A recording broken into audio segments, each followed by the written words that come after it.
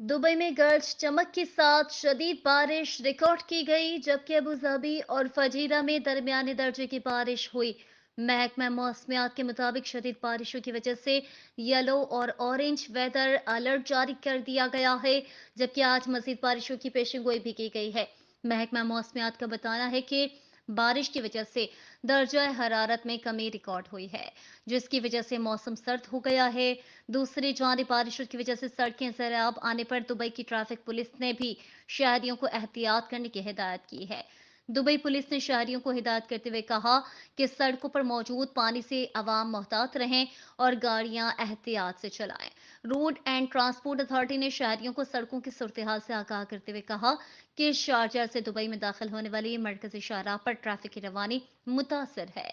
Sharjah से Dubai आने वाली रोड पर बारिश का पानी जमा है।